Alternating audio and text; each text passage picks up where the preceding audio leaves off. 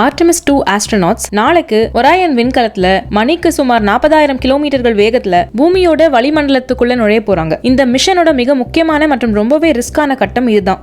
ஒரு விண்கலம் பூமிக்குள்ள வரும்போது பூமியோட வளிமண்டலத்தையே ஒரு பிரேக் மாதிரி பயன்படுத்தி வேகத்தை குறைக்கும். அப்படி உராய்வு ஏற்படும் போது பயங்கரமான வெப்பம் உருவாகும். இந்த வெப்பத்தில இருந்து விண்கலத்தை பாதுகாக்கத்தான் ஹீட் ஷீல்டு இருக்கு. இந்த விண்கலத்தோட ஹீட் ஷீல்ட் அவகோட் அப்படின்னு சொல்லப்படுற ஒரு ஸ்பெஷல் மெட்டீரியல்ல செஞ்சிருக்காங்க. வளிமண்டலத்தோட உராய்வுல பயங்கரமான வெப்பம் உருவாகும் போது அந்த அவகோட் அப்படிங்கிற மெட்டீரியல் மெதுவா உருகி விண்கலத்தை விட்டு வெளியேறும். அப்படி அது வெளியேறும் போது அந்த வெப்பத்தையும் கூடவே எடுத்துட்டு போயிடும். இதனாலதான் உள்ள இருக்கிற நம்ம விண்வெளி வீரர்கள் அந்த பயங்கரமான வெப்பத்திலிருந்து பாதுகாக்கப்படுறாங்க.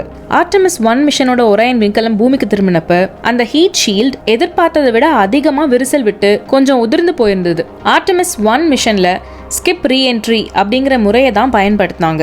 அதாவது ஒராயன் விண்கலம் முதல்ல வளிமண்டலத்துக்குள்ள வந்துட்டு ஒரு பந்து மாதிரி மறுபடியும் மேல போகும், அதுக்கப்புறம் தான் முழுசா உள்ள வரும். இதனால உருவான அந்த பிரஷர் சைக்கிள் ஹீட் ஷீல்டை எதிர்பார்த்ததை விட அதிகமா விரிசல் விட வச்சு உதிர செஞ்சது. அதனால ஆர்டெமிஸ் 2ல நம்ம அட்மாஸ்பியருக்குள்ள வர முறையை மாத்தி அமைச்சிருக்காங்க.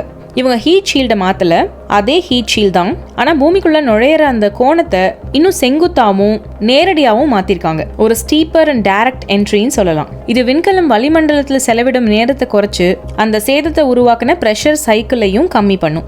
பழைய முறையில கூட வீரர்கள் பாதுகாப்பா தான் வந்திருப்பாங்க.